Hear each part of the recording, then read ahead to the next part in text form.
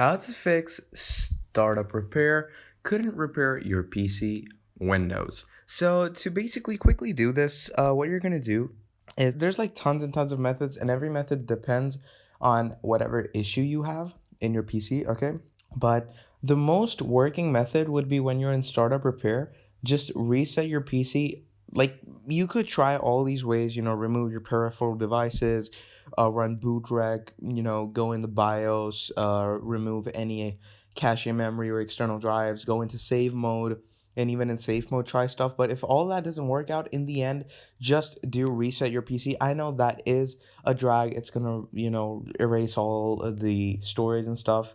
But to save all that, you can just take your SSD or, state drive in which everything is stored. You can just take that out temporarily. Then you can just add a new drive and then use that SSD that you had with another device. It's pretty simple stuff.